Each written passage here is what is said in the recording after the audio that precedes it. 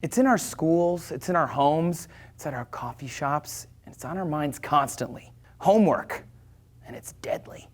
I'm just kidding, it's fine. But is there such a thing as too much?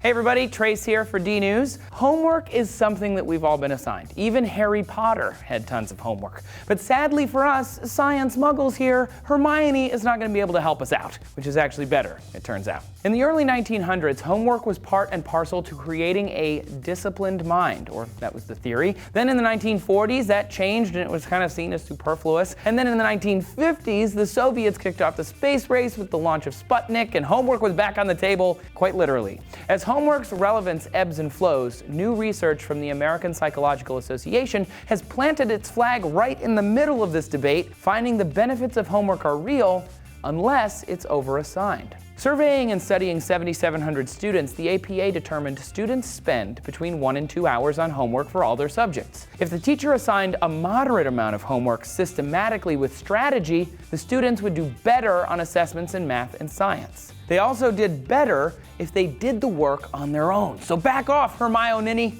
Researchers looking at the number of minutes spent related to gains made in scholastic abilities found that anything over 70 minutes per day wasn't efficient. How is more important than how much, the researchers said. The strategy of homework, it turns out, can be a little more difficult than it would seem. Homework in elementary school has no evidence of any benefit, whereas junior high and high school see increasing gains over time. But even then, that they found autonomy in learning is better. When parents get too involved, the student will suffer. It's not just the students and parents, though. A 2012 study of 18,000 10th grade students found, quote, homework should be purposeful, and that purpose must be understood by both the teachers and the students. More is not better. Personally, I loved school, but I wasn't the best student when it came to homework because I didn't always understand why we were doing it, which means this, for me, makes a lot of sense. It just seemed like busy work, which the researchers say is part of the problem.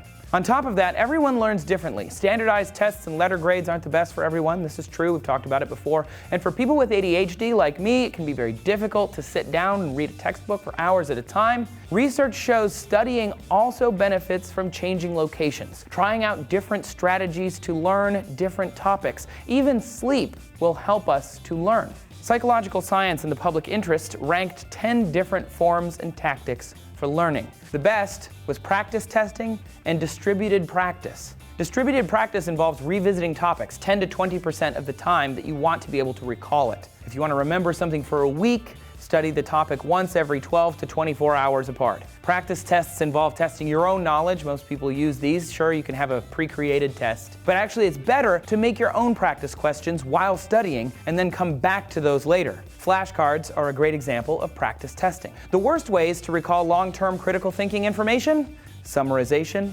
highlighting, mnemonics, rereading, and imagery for text learning. These aren't hard and fast rules. Each of these types of learning has a benefit for a different topic.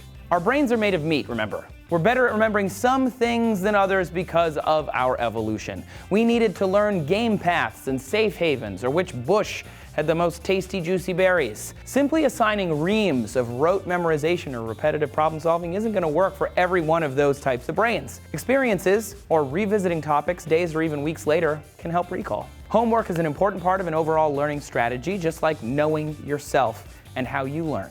So with that in mind, how do you learn? Have you thought about it? Tell us in the comments. Subscribe for more DNews and come find us on the tweet machine. We are at DNews there. You can also find me at Trace Dominguez.